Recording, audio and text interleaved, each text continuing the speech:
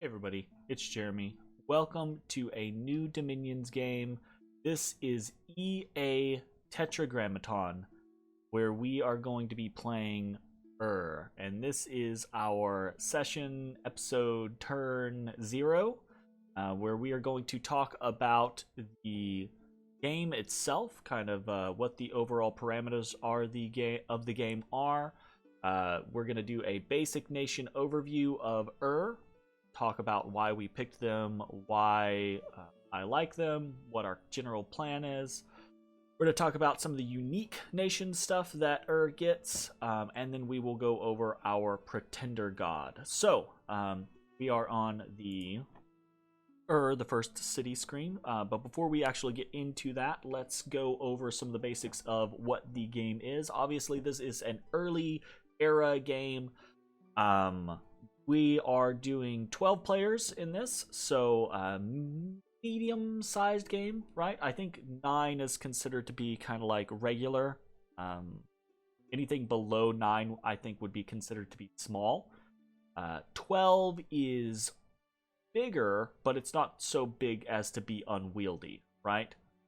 12, I think, is kind of my sweet spot in my preference, because I feel like 9 makes things a little too much cookie cutter, right? 3x3 is just very, I mean, it's even, but 12, right? A 3x4 makes things a little more off kilter, a little more interesting when you're having to like deal with positioning, etc. Anyways, so yeah, we're doing 12 people. I will go over the nation in just a moment. But before we do the nations, I think everything in this game is pretty typical. Nothing really changed. We do have Better Arena and Worthy Heroes active in this game, which I think, truth be told, is pretty basic for most games in this day and age. I think it's actually probably more rare to find a pure vanilla game than it is to find a vanilla game with Better Arena and Worthy Heroes, right? I think that's just kind of the standard these days. So, because we are doing 12 players, we do have a pretty large Hall of Strength size. I think it's 12, which I think is increased. And we do have 7 global slots, which I think is increased from 5. And then, as far as thrones go, we have we got 12 thrones, 12 players, but we've got kind of a little mix. We've got 7 level 2 thrones and 5 level 3 thrones to kind of like spice things up, I guess. And we need 17 ascension points to win, so that can kind of make for some weird combinations necessary, right? Because, for example, you could get all 5 level 3 thrones and then 1 level 2 throne and win the game, right? But if you have 7 level 2 thrones, you would still need so the 5 and 1 puts you at 6 thrones, obviously. You could take 7 level 2 thrones and still need another level 3 throne, so you could need up to 8 or as few as 6, basically. So that's kind of fun. I like that. That's interesting. Don't get me wrong. I like the stability of 12 level 2 thrones or 12 level 3 or etc. But this is kind of it kind of mixes it up and leaves some question marks there. So very interesting. Okay, so those are the basic parameters of the game. Let's go over who we are up against in this game. We are up against the following nations: Agartha, Lanka, Pangaea, Kailasa, Tirnanog, Memoria, Saramatia, Yomi, Iktlin, Relay, and Enam. So there's some big players in that, right? Pangaea immediately comes to mind. Incredibly powerful early game nation. Enam can also be an incredibly powerful early game nation. Surprisingly, we are missing such powers as Van or Helheim, right? No Niflheim or anything like that either. So kind of interesting there. But we still do have plenty of other early game powers and late game monsters. So Yomi being kind of more of an early mid game power. Fomoria being very strong early and mid game. And then things like Lunka and Saramatia and Mictlan, for example, being extremely potent late game powers. So we've got a lot of interesting spread. It's a pretty exciting game, I feel. So, okay, let's talk about Let's talk about Let's talk about baby. Okay, is one of my favorite nations in the game. That's probably exclusively because of my love of history. So just enjoying history means that I just kind of get a kick out of being a nation, right? The first city. Historically, it's very fun to kind of play around with. So let's read through some of this. Is a warm plain inhabited by Enkidus, large, hairy, wild men with horns and unkempt hair. Once upon a time, all Enkidus lived in the wild, frolicking with feral beasts. But when the Enkidus met with the Avim, some Enkidus adopted their ways of life. Now there are 3 Enkidu tribes. The members of the first tribe live pastoral lives and are led by shamans of remarkable power. The second one is a ferocious swamp-dwelling hunter-gatherer society, led by headhunters and bone readers. The third tribe are the ones who adopted the Avite way of life, of agriculture and metalworking. It is they who founded Eridu, the first city. In the city, a great temple was built, and the kings of Eridu were inaugurated as priest-kings and rulers of the young nation. In the cities of where metalworking is common, medium and heavy infantry is raised. On the plains and in the swamps of the nation, nomadic Enkidus gather and form quickly levied raiding parties. The swamps of near Eridu, live ancient dragonkin, known as Mushusus. They are benevolent and powerful beings sacred to the Enkidus. Okay, so, is a race of kind of pseudo-giants. I say pseudo-giants. They're size 3 giants, right? So they're not big giant boys. They're just big boys. And as you can see, they've got a lot of units. The little spacing here and here, everything to the left is your typical shit. Everything to the right is your specialized shit. You can only find it in particular areas. For example, these Kululus you can only get underwater. All of these people you can only get outside of a forded area, right? And then everything else you can get pretty much anywhere except for cap-only stuff. Okay? So, national features, it is a large race. It can recruit shamans and light infantry anywhere. It can recruit special units in the swamps. It prefers heat scale 1. Military Enkidu infantry and sacred Mushusu knights, or dragons, sorry. Magic, it has nature, earth, water, air, and some death. To kind of go into that in a little more depth, it has incredibly powerful nature. One of the most powerful base nature mages in the game, actually. In the Enkidu Shamans here. They start as nature 3, and they have a 1 in 3 chance of rolling as a nature 4. Very strong, very strong nature mages. And they've got a good spread of other nature mages across their roster period. Earth is also pretty strong. They've got Gudus, right? And these Gudus can, they'll either random 2 in air or 2 in earth. 2 earth means you can earth power, which means you're 3 earth. 3 earth means you can do a whole lot of earth shit. Also, going back to the Enkidu Shamans, right? They have a 1 in 3 chance of being earth 3.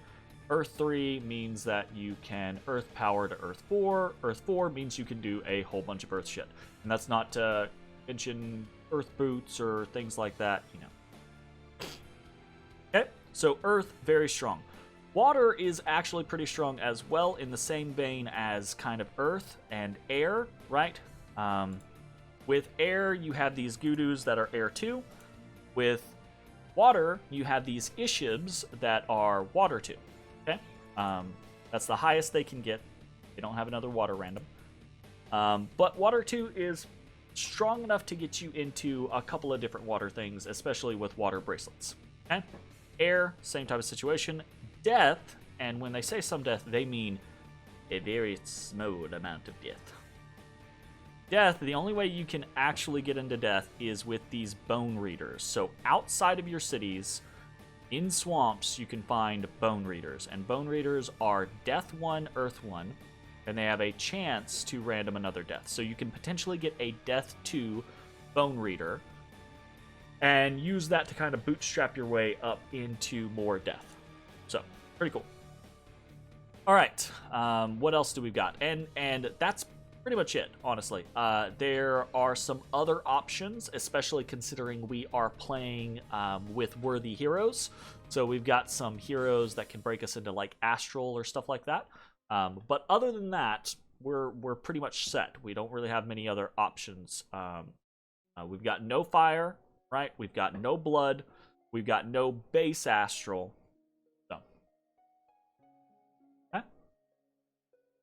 Priests, strong, good at recalling a dead god. Recalled god doesn't lose magic skills, and we've got sacred Mushusus. Strong priests is kind of an understatement. This is one of the strongest holy-based nations in the game. You've got Incies, who are H3s and sacred. You've got Intus, who are H3s and sacred. You've got Ishibs that are H2s. Did I say H2s in the sacred? The Intus are H3s. So you got 2 recruitable cap-only H3s.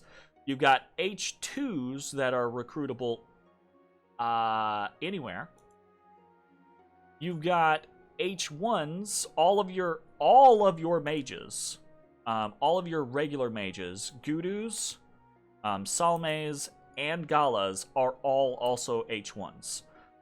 The only mages that are not sacred and not priests are your bone readers and your shamans. Okay? And I guess, I don't know about the underwater stuff. Yeah. So underwater stuff, you got your Kululu kings, they're still H2s.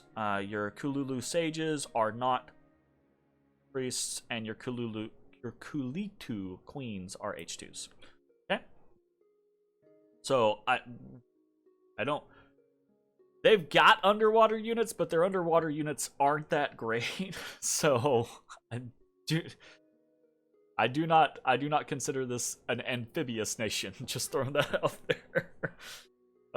Okay, so very, very strong holy presence in the first city. And then they have buildings. They have fortified cities. So they are pretty basic, right? Like you can build up to a palisades, which is 100 defense, and then you can build up to a fortified city, which is so no crazy super giant cities, but no being base like Mictlan barbarian cities, that type of shit. So pretty cool. All right, let's take a quick look at our sites. We've got the House of Water, which allows for Inky's Chosen. It gives us 2 water gems and 1 earth gem per turn. We've got the First City, which gives us Intu and Incies. And we've got the Swamps of which give us Nature 3 and Mushusu. So we've got 3 Nature, 2 Water, and 1 Earth as a starting magic gem in. So not bad, not super focused, which means we're going to be a little bit behind, especially considering or compared to individuals like Pangea, right? Gonna have way more nature income than we are. Someone like Agartha, gonna have way more earth income than we are. Someone like Relay, probably, I think Relay has way more water than we do. So, all right, let's take a cursory look at our commanders real quick. So we've got a basic scout. There's very little special about him. I think he's a little more expensive than some scouts. He's a bigger boy. He's only stealth 40. Whatever. We've got Enkidu Elders. These guys are special. They have 80 leadership, but they are inspirational -1, so they actually can't do formations and things like that. They're kind of shitbags as far as that goes. But they are recruitment 1, which means you can pop out 2 of these in a turn from a place. They are old. They're not great commanders, but they can move troops around. They're cheap, and they can move troops around. And they have tax collector, which is negligible the majority of the time, and defense organizer, which is actually really nice in certain situations. So, having a handful of these guys around to pump up the province defense in your provinces, in your empire, is nice because it can repel, like, when you hit 19, so defense organizer caps at 19. It can't go above 19. But when you hit 19, you can, spend 20 gold to boost it up to 20, and then you have an extra commander, and sometimes special commanders, and some units, etc. But 19 to 20 province defense can resist, if it's good province defense, it can resist some light raiding. Okay, so that can be helpful. It can resist some light thugs, so that can be helpful. But those are kind of unlikely, really, honestly. Province defense is just not good. I wish it was better. I wish you could organize it. I wish you could, script your province defense, because that would be dope.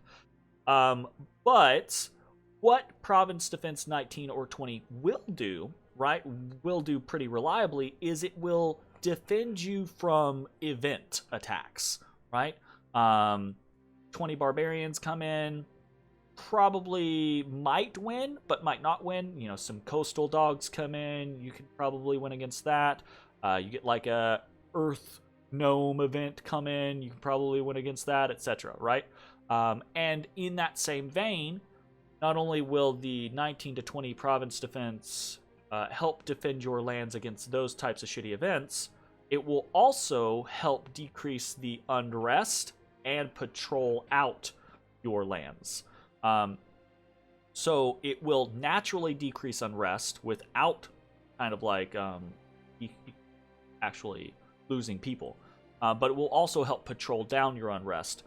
And it will help find enemy scouts. And that's going to be more rare, but you'll be surprised at how many more scouts you'll find in your lands if you have 19 to 20 province defense because of your Enkidu elders versus having 6 province defense, right? Because you'll actually get a little bit of a boost to patrolling and finding enemy scouts and things like that. So it's actually pretty cool. Enkidu elders, very fun, very interesting unit. You got our Enkidu commanders. These are your run-of-the-mill, bog-standard commanders. You will not use very many of these. And part of the reason why you won't use very many of these is because they have less leadership than your Enkidu elders, and they're more expensive than your Enkidu elders. We've got Galas. Okay, so Mage Corps. All right. Got Galas. Very, very cheap researcher. 7 research ability for 75 gold is pretty okay. Not a very good caster. They are still priest 1s, which means they are still useful for banishing undead or things like that. Nature 1 can at least be useful in some scenarios. Especially early game, these can still be swarm casters and things like that. They are still somewhat useful because they have a supply bonus, which can help feeding your massive giant armies. They are spell singers, which means they cast more slowly, but they fatigue more slowly as well. So that's actually kind of cool. The only problem with that is priest spells don't have any fatigue, period. And the nature spells that they could cast really aren't that great, so it's kind of whatever. But the big special thing about these, aside from being probably one of your better researchers, is that they are elegists or elegists 2, right? And this means that they count for 2 more H levels, 2 more priest levels, when recalling your god, which can be very, very important, because remember, God does not lose levels, does not lose magic levels when they die, and can in fact actually gain magic levels when dying. So if you get enough Galas, they can summon 15 to 20 Galas, can just be like, oh, our god's dead? No, he's not. Oh, our god's dead? No, he's not. Like, very quickly. So that's very cool. Very useful unit. For specific purposes, right? For research and for recalling your god. Not useful for much else unless you're fighting the undead. Next up, we've got Salmes. Unfortunately, Salmes are kind of just worse. So Salmes only have 2 more research ability. They are water and nature. They're still priest 1. They still have a supply bonus of 10, but they cost 25 more gold. And they cost a little bit more upkeep. So it's 40 gold for a Salme upkeep wise, and it's 30 gold for a Gala upkeep wise. And it just doesn't seem to be worth it the vast majority of the time to be doing Salmes instead of Galas. Especially since Salmes are not elegists. They don't gain the bonus to recalling your god. So this particular unit kind of gets outshined. There is a special event that is tied to them, and we'll talk about that later. We've got Gurus. We've talked about them. Either get the Air 2 variant or the Earth 2 variant. These guys are great. They're a little pricey, honestly, compared to what you would be getting for an Earth 2 or an Air 2 from somewhere else. But that is because they are also still priests. They are also still sacred, right? Depending on the bless, these guys are going to be one of your, if not your main, battlefield mages. And that's either going to be through Air 2 doing lightning bolts or thunder strike spams if you can get storm up, or through buffs via things like Legions of Steel, Summoner's Power, Legions of Steel, Strength of Giants, or even going Blade Wind or something like that later on in the game. So can be very good. These guys you're going to produce a shit ton of, and you're going to profit. Okay, next up is your Ishibs. So Ishibs are kind of a mixed bag. They are very expensive, right? But they are Water 2s, H2s with a random. The problem is the random is normally not very useful. There's, in my opinion, one specific random that is kind of useful, and that is the Air one. Earth and Nature are significantly less useful for the Ishibs. I guess I would be... Nature is good if you boost Nature with something like a... the Thorn, right? The, I can't remember the name of the damn thing. The Nature 1 hand slot, right? The Vine Scepter or Vine Mace or whatever.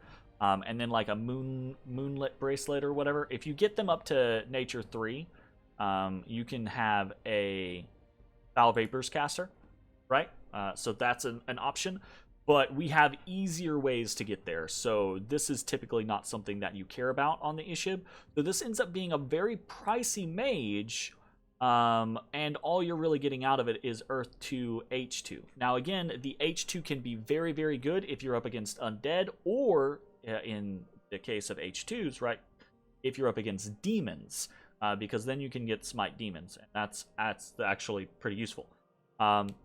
Also, if you end up with a strong water economy, Ishibs can be very powerful for you because Water 2 allows you to very easily, you can, if you get up to Construction 6, you can do water bracelets, and then you can because we're Earth Nation, we can have plenty of Dwarven Hammers, you can make plenty of water bracelets on the cheap if you have a good water economy, and then your Ishibs are all Water 3 instead of Water 2, and you can even break into Water 4 with water cloaks or whatever they're called.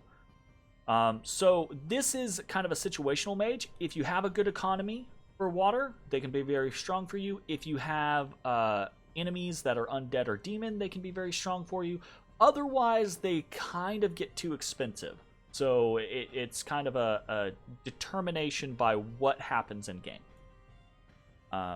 Next up, we've got our Intus. Intus are slow to recruit, cap only. They are H3s, and they're very expensive. And unfortunately, they're honestly not that great. And part of the reason why they are not that great is because what they can do, you can already do in other ways from other people. So one of the things that they can do is they do start as Earth 2 and they can random and Earth 3. You only have a 25% chance for this though, and with it being a slow to recruit, very expensive mage, having to take that chance to get up to Earth 3 repeatedly is kind of a pain in the ass. And normally you're going to get to Earth 3 in other areas anyways, basically. You can do it through your Into if you need to, but more likely if you're going to be doing a slow to recruit in your capital, because again, these aren't leaders. If you're going to be doing a slow to recruit in your capital, you're normally going to be doing your INSEE instead of your Into. A little bit pricier than the Into, slow to recruit still, cap only still, but this one is a leadership, or this one has leadership. Ugh, words are hard. And this one can be very specifically easier to get foul vapors on. Can be a natural water 3 mage, which you can boost to a water 4 or even water 5, which can be pretty useful in doing some stuff. Doing like wave warriors and things like that can be kind of interesting depending on where you're at in the game. Or just casting actual like water globals can be pretty useful too. But these guys are basically NCs are your general war leaders, right? You're going to pop out a couple of these in the early to mid game, and then you're going to have one with every army, you know?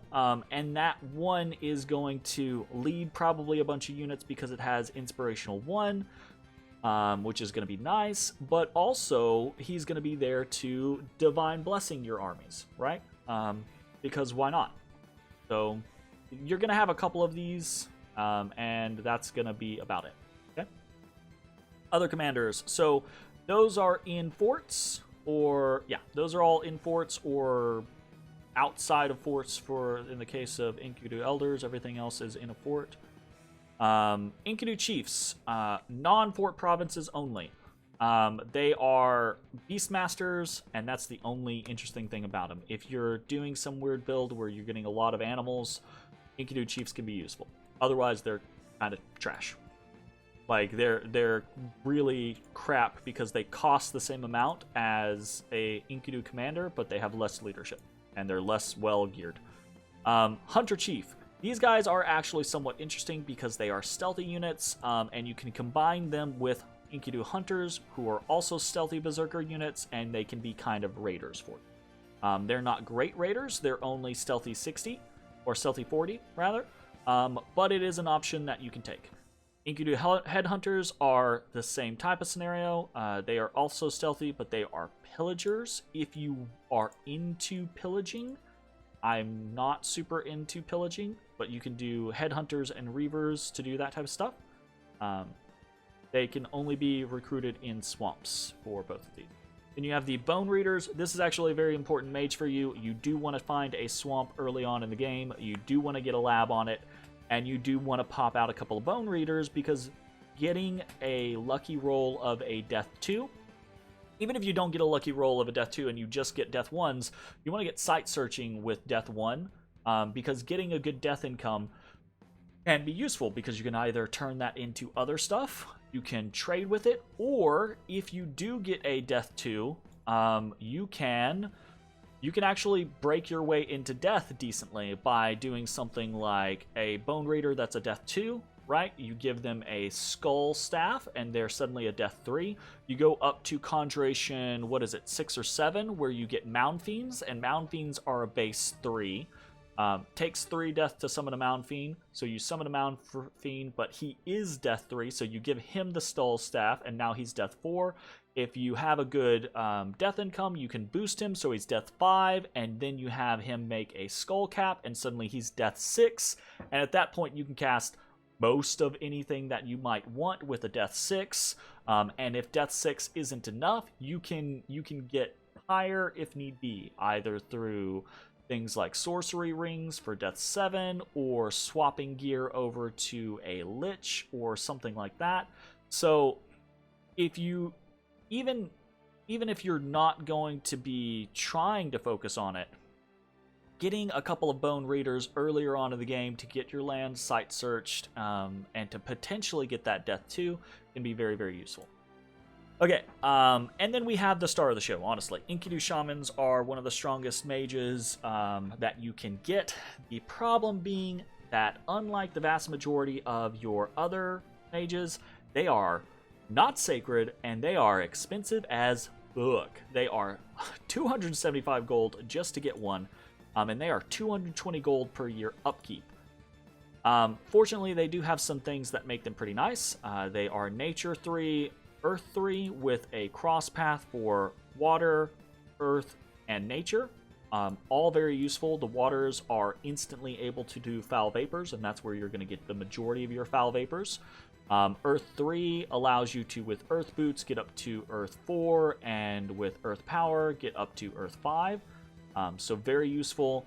The nature ones allow you to start at nature 4, and with a thistle mace, that's what it's called, with a thistle mace get up to earth nature 5, and with a moonbite bracelet get up to nature 6, and do whatever the fuck you want. These are incredibly powerful mages. Poison resistance is useful. Supply bonus 30 is useful. Beastmaster 2 is kind of what the fuck ever, who cares. And Inept Researcher hurts, especially considering how expensive these guys are. But the special effect, and I'm just going to go ahead and mention it here, is what you do with these normally is, being a powerful nature nation, you transformation these. You find a province that is a good spot for you, you put a lab down there, and you recruit one of these guys. You can't afford it, so they are going to be slow to recruit, which is kind of a pain in the ass. But you start recruiting these guys, and as soon as you recruit them, you immediately transformation them. And you're gonna run into situations where you lose some of them, or you get some feeble-minded ones, right? But typically speaking, if you have a strong economy, it's going to be worthwhile, especially if you go, and this is my favorite way to play if you go scales this is something that you can just do forever, right? You go luck 3, you go scales, you have a very strong economy, you just find 1 or 2 provinces where you can do this with these guys, and you just do. Every 2 turns, you're popping out a shaman, and on the 3rd turn, you're transforming him. Rinse and repeat over and over and over again. And you end up with a crazy amount of very strong mages that are generally upkeep free. Some of them turn into really shitty things, some of them feeble mind. Some of them will turn into crazy chassis, and you'll dominate with them, right? Some of them turn into really good thugs, etc. Enkidu Shamans, one of the coolest units in the roster. So I'm going to gloss over the Kululu stuff, but again, I do not consider this nation to really be amphibious. Most of these units are very meh. Okay, so you've got Kululu Commander, very crappy underwater commander. That's period. That's it. And he's aquatic. Kululu King is worse than your Ishibs. Okay, he's a leader though. There you go. If you're gonna lead things underwater, do it with your Kululu Kings. But he's inherently worse than your Ishibs. And how are you even gonna get underwater? You're gonna get underwater with your Ishibs. So why are you worried about Kululu Kings? You've got Kululu Sages, who are 5 gold less expensive than your Ishibs, right? They can rarely be nature 3s inherently, but they're not priest 2s. They're not H2s, right? So they're way more upkeep cost, and they're aquatic.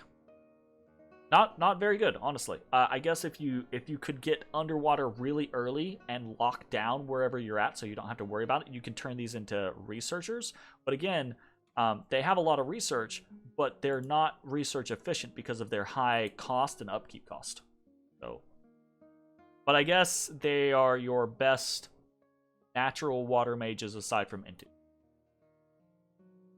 Kulitu Queen is a Salme with H2, and I really don't know the point of them. Again, I guess you can get nature 2s for underwater. Whatever. Like, if you wanna, can you foul vapors underwater? I don't even know if you can foul vapors underwater. I have no clue. I have no idea what you would use this for. Okay, let's talk about actual units, and I think we're gonna work backwards this time, because most of the units that you're gonna use are these units, not these. So, Kululu Soldier, it's a very crappy underwater Enkidu. It's aquatic, great, it can fight effectively underwater, but it has no special effects. It's not strong, it doesn't have good protection, it doesn't have good defense. I guess it is strong, it hits relatively hard. These are not great. They are somewhat better than the Kululus. Whatever. Enkidu Reavers, we talked about these briefly. Really only important if you're interested in pillaging. Enkidu Hunters, better variants in my opinion because I'm not super interested in pillaging. These can be interesting raiders if you get hunter chiefs and you take like small parties of these hunters, like 15 or 20 of them. They've got javelins, they are berserkers, they are going to die a lot, they're going to be attrition heavy, but they can be an interesting way to mix some elf tactics into what you do. Enkidu warriors are really not that great. You will occasionally make these just because they add additional siege strength. That's it. Enkidu warriors with spears, kind of the same scenario, right? You got your club variant and you've got your spear variant, whatever. I'm going to skip this for a second. Enkidus, no shield, whatever. Again, you're only going to produce Enkidu or Enkidu warriors if you've just got a beefy province that you want to produce stuff out of, or you're desperate, or you're just trying to get more siege chaff. That's the most common thing, is if you're like, I've got money, I've got resources, I've got money, but I'm out of resources or recruitment points in my actual cities, so I just want to generate more siege strength. I just want to generate more chaff. That's what you'll do with these. Enkidu archers, on the other hand, this is your only ranged option. You can only get these outside of forts, because apparently they have forgotten how to use the bow inside the cities, and they've refused to train on how to use it, which drives me insane. These guys are actually interesting. They can be very useful if you have specific plans for them, or you're trying to counter someone with it. Like, they can be useful in countering elves, right, for popping glamour. They have a very long bow, one of the longest in the game, very long range, and it hits pretty hard because their strength is so high. They are costly for an archer, but you get a good shot out of them. If you mix these with your air gudus or with your special summons ugalus, you can do things like wind guide to vastly increase their precision. If you get lucky and you get some sort of fire in your build, or if you just go it with your god, right, you can put flaming arrows on these guys, and they'll shit up. Now, granted, they're not a pygmy army because you can't mass, 300 of them. I think you do like 300 pygmies for like 100 Enkidus. However, they've got a much further range. The bow itself hits much harder. You can buff these very easily with things like Strength of Giants, and then if you mix other things like Wind Guide or Flaming Arrows, these can be very useful. They're not always useful, right? This is not to say that you should find a province early on and start producing archers and never stop. No, but they can be very useful against the right targets. Against if you're fighting nations who have very low armor, like Mictlan or something like that, they can be very good. If you're fighting nations who have glamour, like elves, pop the glamour with ranged shots, they can be very good. If you get lucky, or you go intentionally go fire, they can be good. Okay, so that's it for the out of fort stuff. In fort, you have Enkidu soldiers. These guys are basically just beefed up versions of Enkidu warriors. You're only going to produce these when you are trying to mass more chaff rather than have a better, stronger unit. They hit hard. That's good. They have decent hit points. They're size 3. You can fit 2 to a square. So you do not have good attack density. That is one of the main problems of this nation, is low attack density. But it is what it is. Enkidu Spear Guard and Guard are kind of on the same vein. The Enkidu Spear is a spear, and the Guard is a bronze hatchet. The hatchet hits a little bit harder, and the Guard has a bonus on siege defense, I believe. But otherwise, they are mostly the same unit. Guard is slightly better on stats. You can do Spear Guards if you want a repel check, and that can be very useful, especially if it's late game and you have a whole bunch of buffs, like you have either mass protection or you have Army of Lead, you get things like Fog Warriors, etc., etc. And at that point, it becomes less a matter of hacking through things with your bronze hatchets, and it becomes more of a preventing attacks with your repel checks and things like that. So it can be either way, but both of these can be useful in the right situations. You have Enki's Chosen. Enki's Chosen are one of your 2 sacred units, base sacred units. These guys are a little expensive, but they come with a decent stat line. They come with very good hit points.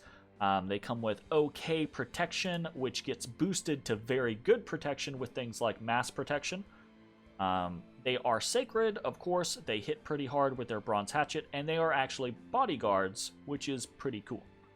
Bodyguard 2 helps protect some of your more important units. You have Enkidu Hornblowers, which are crap units. They have very bad stats. They do not fight well. They only have a dagger, but they are standard bearers. So you pair things like a Enkidu Hornblower with an Intu with a what's the Nature 3 item? Nature 3, not Nature 3. Nature 3.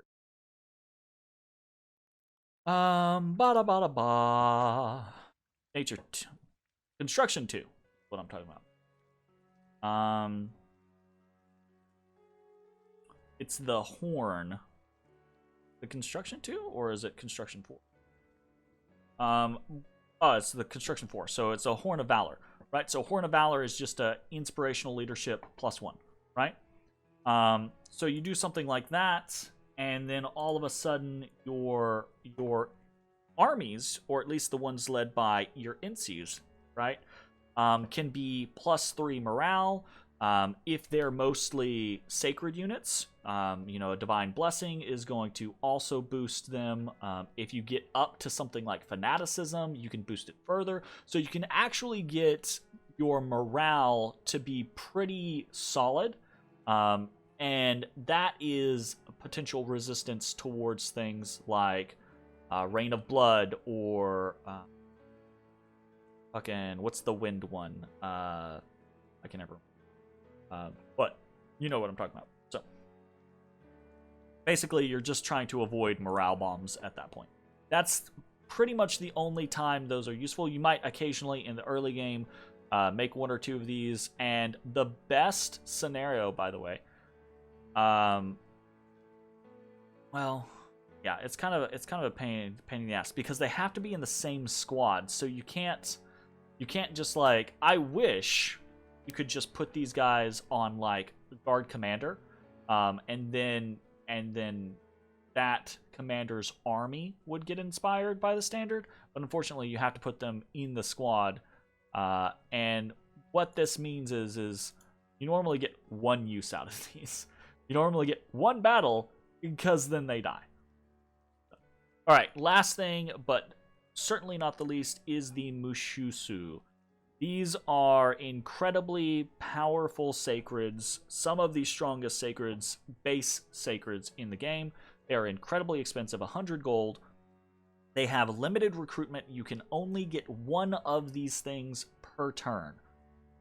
They are sacred with fear, poison resistance, swamp survival, and they are unsurroundable 1, which is very useful. And they come with 3 attacks. Now, they are size 5, which means that you're only getting 1 per square, so 3 attacks is actually just, it's okay attack density. It's not great attack density. It's just kind of like par. So, but these things can demolish basic troops. Anything that is very killy, or anything that is very like if you go up against like sacred giants that are super buffed, Mushushus, if you have a super buff, you can do a good job. The problem is you're never going to have as many Mushusus as someone else is going to have their sacreds. So these guys can do really good, but normally they're just going to get overwhelmed. My suggestion is almost always, if you're going scales-er, to generally ignore these guys, honestly, because they're very, very expensive. You can get them in the late game to have like little contingents of attack rear units, and they can be good for that.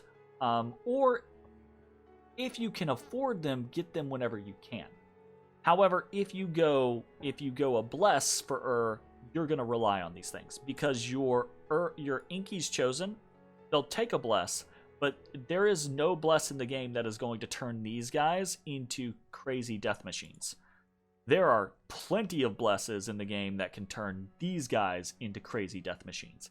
And only having like, granted, right, you can only get one per turn, but if you only have like 5 of these and they have a crazy bless, they can destroy an army of significantly larger size.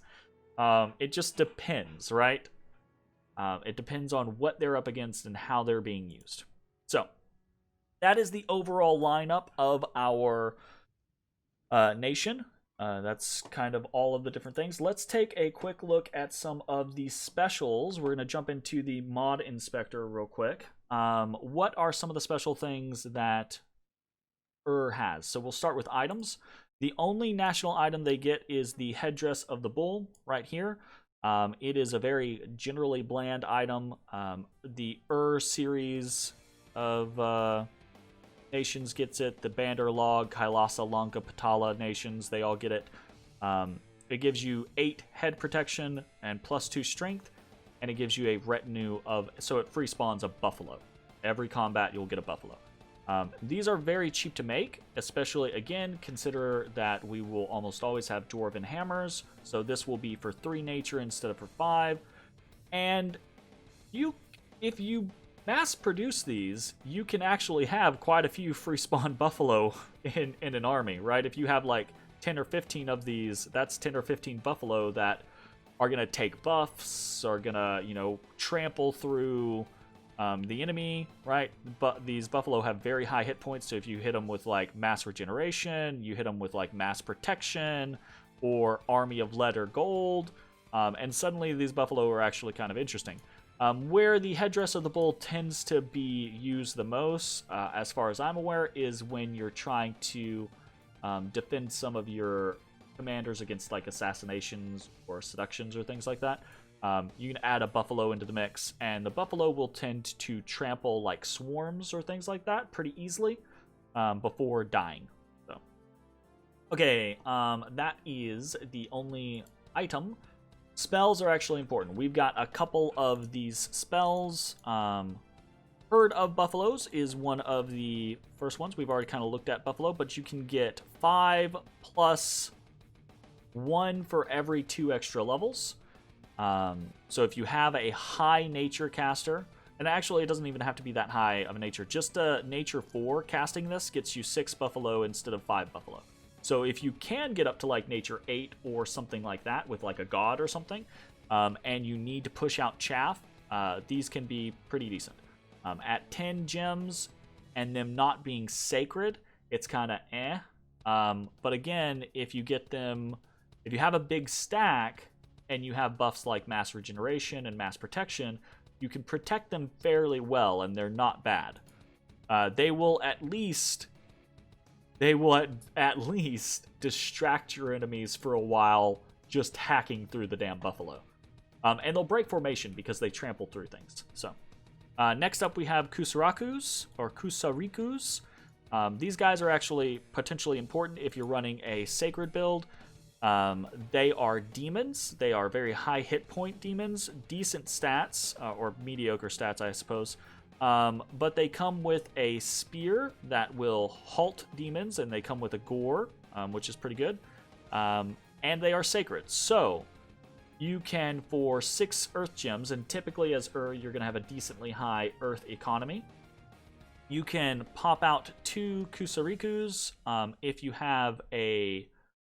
If you want to create a lot of them in a single turn, right, with all your earth kudus, you can just dump a whole bunch of earth gems, and then boom, you suddenly have an army of sacred demons that take a bless relatively well and can do a lot of good work, and they need not eat, so they're pretty cool. The only stickler being is that they are magic beings, and you kind of run into some issue loading up your mages with magic beings because you don't have a lot of magic leadership. So, something to watch out for. Ugalus can be very important. These are at Conjuration 5. The highest you can get into air is air 2. It takes air 3 to summon an Ugalu who is air 3. So typically, this means either taking it on your pretender, or it means boosting a Gudu, an air Gudu, to be able to summon Ugalus. So once you summon Ugalus, you're still kind of capped at air 3.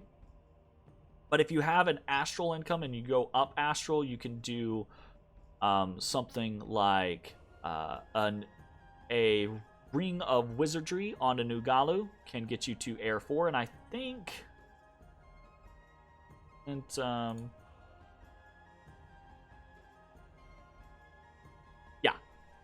wing helmets are air 4, so with a ring of wizardry, Ugalu can make a wing helmet, and then suddenly he's air 5. Air 5 can make a bag of winds, and then he's air 6. That's a lot of investment, right? But it is one of the ways that you can climb in air. Okay.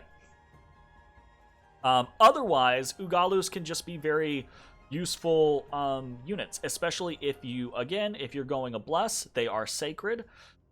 They are not priests, so they can't bless themselves, but you can put a bottle of holy water on them, so that they're always blessed. And they can be pretty useful for thugging around. They are a bit expensive for that at 24 air gems, but it kind of depends on how your game goes, right? If you end up with a very large air income and you go for something like what's the air spell? I do not remember. Air. Galegate. So if you get like Galegate and you have like a really high income for air gems, you can pump out Ugalus and they can be pretty potent sacred thugs for you. Alternatively, they're still just air 3s that you can, if nothing else, right? If you don't have a good air income and you don't take it on your god and you can't really boost it through astral, they're still, at the very least, you empower a Gudu and then you summon like 1 or 2 Ugalus, and then you send the Ugalus with your big armies and give them some air gems, and then they can still cast Storm, and that will let your air Gudus do Storm Power Thunderstrike spam. Okay? There are other ways to do that, but that's one of the main ways. The last big spell last national spell that they get is Call Apkalu. This is very expensive. It requires 5 astral, which you do not natively get any astral. So this can be this is basically, you take this on your god or you're not getting it. And it costs 60 astral pearls, which is very expensive. But it gets you a pretty impressive mage. Pretty high hit point, good stats, comes with a bunch of inherently good bonuses: resist cold, resist shock, disease healer, inspired researcher, adept researcher, supply bonus, sacred flying, need not eat. And this is a pretty crazy mage. Inherently, it is astral 4 with air 3, water 3, earth 2, nature 2. So this thing, if you get this, if you get this and you have a way to do communions, this thing is an incredible communion leader, like or master. It will do some crazy shit. Like, we're talking any of the air buffs, any of the earth buffs, any of the water ones, any of the nature ones. We didn't even talk about Gaia's blessing earlier on with like the Enkidu Shamans, but these guys, also Gaia's blessings, so this is an incredibly powerful mage if you can get to it. It's hard to get to it though, but if you can get to it, you can pump these out, and these things are phenomenal. They are still only H2s, unfortunately. If they were H3s, they'd also be great throne cappers, but is what it is. So those are the special spells. We are going to take a look at the heroes because we are using worthy heroes. So this is where we can get kind of a little bit of a break on some things. Specifically, Into of the Moon is one of the more common ones. So this thing breaks you into Astral 3. So Astral 3, remember the Apkalus only require Astral 5 in order to get. So if you get this, if you don't want to take Astral on your god, and you are playing with worthy heroes, you do have a chance to find or to get a Into of the Moon, which can break you into Astral, and then you can eventually get to Apkalus. Okay. Other than that, it's another H3. And really doesn't matter because it doesn't offer you anything else that's crazy. Although it is Elegist 3, so this counts as an H6 for calling your god back. So that's interesting. Next up is the Favored of Enki, Unafishtim. This guy is just a Nature 3.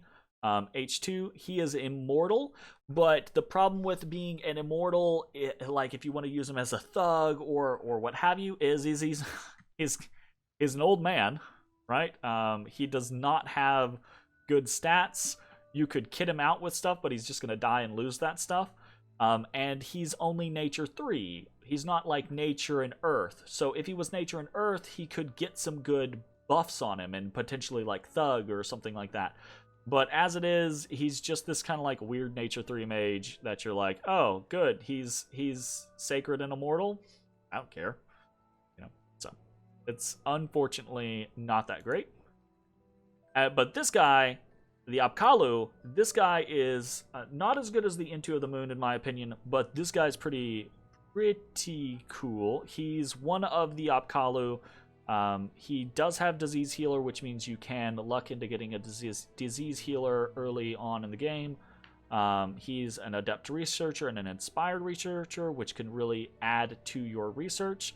And he is naturally a Water 4, Earth 3, Nature 2. So Water 4, if you get him and if you have a really good water presence, and maybe you don't have like other water nations to fight against in your game, or maybe you do but they're weak water nations, or they've weakened themselves fighting each other, with your Ishibs and with something like a 4 Apkalu, you can get into the water and you can start stealing things like Maelstrom, and you can actually become a pretty impressive nation as far as water goes. But you're still never going to be like, you still don't have underwater units. Like, your underwater units are still crap. So, those are the heroes. Take a quick jaunt over here. And we're going to take a look at the Pretender design. So just in general, comes with a lot of interesting pretenders. They get all of the kind of like Middle Eastern inspired pretenders, a bunch of the like great bulls, a bunch of the titans that are more Egyptian themed or themed or Avite themed, right? They get the Fountain of Blood, which is cool. They get all the sandstone for the betals, right? They get a lot of pretty interesting stuff. Bull is very popular, less popular since it got nerfed a while back, but it is still very popular. The dragons can be very popular for expanding. Earth Serpent is always strong for expanding. They get pretty typical options as far as like rainbows go, and pretty typical options as far as immobiles go. So they do, this is one of my favorite things, they do get some of the Ilahats, the Ubari stuff, and they can be pretty interesting. My favorite of all of their options is probably the Anunnaki of Love and War. I love this chassis. It's very cool. It comes with some interesting paths. It comes with all three. It's flying. It's got combat caster. This is really fun to play around with. But what we ended up going for this game, hop out here real quick, is we ended up going with this. Nazar II, the Anunnaki of Growth and Rebirth. And bear in mind, this discussion is after the game has already begun, and I have learned a lot about the game. Typically, I play as a scales nation. I love with scales. You get so much out of them with scales, but I do that pretty consistently. The last 3 or 4 times I have played between single player and multiplayer has been scales. I wanted to do something different this time. So I went for a modest bless, but with an awake pretender. So our scales are pretty meh. Right, so we've got 6 Dominion, we've got 2 Turmoil, 2 Sloth, Heat 3, we've got Growth 3, we've got Misfortune 2, and we've got Neutral Magic. Okay, these are not great scales. We will scale into the late game with Growth, somewhat, but we are not going to be a powerhouse income nation. And what do we get in return for it? We got hard skin, magic weapons, and regeneration. So this basically turns our Mushusus and our Kusarikus into very strong sacreds. It puts our Mushusus at 20 natural protection, regenerating at 68 hit points, and it makes all of their weapons magical. So they can be very, very hard to deal with. They're very strong. But this is a big investment for a nation that normally enjoys having scales. And I'm gonna go ahead and I'm having fun with the game, right? But I will probably not do, at least not this particular thing, but I probably won't do not scales again for a long time, because I'm missing a lot of the things that I want to do with I'm not going to spoil what those things are. You'll have to watch the series to actually find that out. But however, that being said, let's talk about some of the actual things. So it's going to be hard to do transformation spam with Misfortune 2. It's going to be hard to keep our high cost mages and sacreds up and out in the field with Turmoil 2 and Sloth 2. So what we are trying to do is we are trying to utilize strong early sacreds, which we only need like 3 or 4 Mushusus to really like wreck things, mind you. That will enable us to have strong early expansion, and the Anunnaki of Growth and Rebirth will allow us to have strong early expansion. This guy is going to come in with very high protection once you factor in the heart skin, and the high earth magic, because he has 9 here, and then he's going to have +5, so he's going to have 14 natural protection, as with no other buffs, right? He starts with his own entourage of deer and goats, which is kind of whatever. But specifically, he has a built-in vine shield mechanic, okay? So that's kind of the big thing, right? He has a built-in vine shield mechanic, which keeps him from being killed easily. And then once you get to kind of like the mid-game, he turns into a crazy super combatant because he's got really good buffs. He can do things like Gaia's Blessing, he can Iron Skin, he can Temper Flesh, he can Body Ethereal, etc. And at the end of the day, he is immortal and Spring Immortal. I will throw this out there. This is something that this is spoilery, but I will throw this out there now because I want people to know that I have learned this. I was not aware of this when I started the game, but I am aware of it now. This chassis is a cool chassis, and I really wanted to play around with it, but it kind of does not... It kind of breaks some of the usefulness of what has to offer, and that is its ability to call its gods back easily. Because, and I did not know this going into this game, you can't call back an immortal god. You have to wait for them to respawn. Even if you have the ability, it just takes the option away. You can't even call God anymore. So we lose that as a nation by taking the Anunnaki of Growth and Rebirth, and I was not aware of that. Another thing that I was not aware of is that these two abilities are not two abilities. Spring Immortality is a specified immortality. So immortality, this Anunnaki, and this is something that I dislike, right? I think they should just get rid of this. Anunnaki of Growth and Rebirth is not immortal. They are Spring Immortal, which means that, and I get why it's there. Immortals being that the bodies will take about 3 months to reform, okay?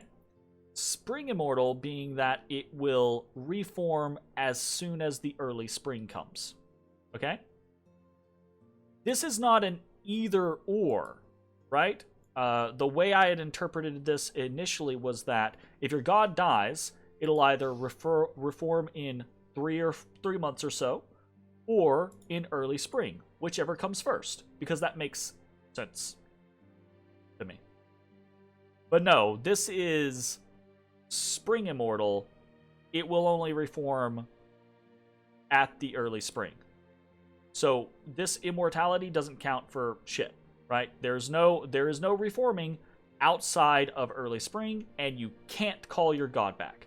So that is something very specific that I was not aware of, that I have since learned in the game. Okay?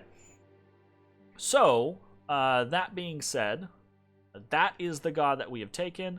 What we get is relatively powerful sacreds. We get very high earth naturally, which is going to allow us to do things like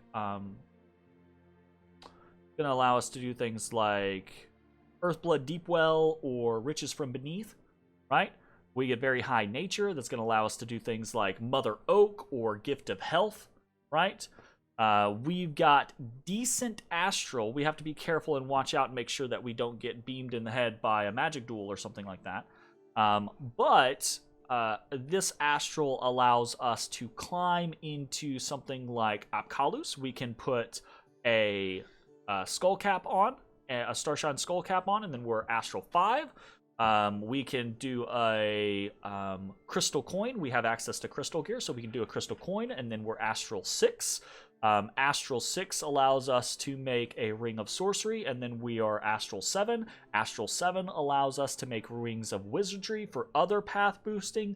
So this is kind of like right at the just enough magic, just enough astral to allow us to climb into astral further should we need. Okay. Another big thing is that this guy can enter into communions if he needs to, right? And do crazy powerful spells. I mean, he's already got most of what he would want to do anyways. But he can also do things like crystal matrices, so that other individuals, so that we can get earth into our communions or nature into our communions. I say into our communion. That's if we get communions. But I don't know. Like I feel like the majority of the games you're gonna find something to get you into like you're gonna break into blood, or you're gonna find some astral indies or something. I feel like it's pretty rare that I have a game that I don't get into some sort of communion opportunity. And if it doesn't happen, it doesn't happen. But those are all options, okay? So what we're looking for is strong early game expansion to offset our relatively poor scales. We're probably going to be looking for an early war against a weak opponent, to utilize our Mushusus again, right? Again, 10 Mushusus can decimate. 10 blessed Mushusus like this can decimate an enemy army, depending on what they're going up against. And then we're kind of like looking to scale from that into the mid to late game with things like dominating the nature and earth side of globals, right? Very specifically trying to get up to Mother Oak, though that's going to be difficult with Pan. Same thing for Gift of Health, again, difficult with Pan, so we're going to have to see how that goes. Getting high into Earth for things like Riches from Beneath and Earthblood Deepwell can be really great. Using things like Earthblood Deepwell to mass produce Kusarikus, so we have more Sacreds on the field, etc. That can be very good. Using our high Earth to be able to power into things like Earthquake or Blade Winds or a lot of other stuff, and then kind of like just taking let's say Earthquake, Blade Winds, Army of Lead and Gold, mass elemental spam, early game stuff like Legions of Steel and Strength of Giants, etc. So we've got a lot of stuff on the table. I love It is, again, one of my favorite nations. It's really fun to play. I wish that I had known more about what we were getting ourselves into with this particular chassis, with the Anunnaki of Growth and Rebirth. Because if I had, I probably would have gone a couple of different routes. But I would have tried it out anyways. But probably the next time I play it's gonna be scales again. So anyways, that is going to be it. A very long session 0, as these things tend to be. Discussing an entire nation and all of the kind of like little ins and outs. I'm sure there are things that I missed or that I didn't spend a lot of time talking about. If there are, let me know in the comments below. I'm always up for talking about Dominions things, ideas, and options. I hope that you are looking forward to this series. It's kind of crazy how some of the things turn out. It's very interesting. I've had a really fun time with it. So, hope you enjoy. I will see you next time. Bye, everybody.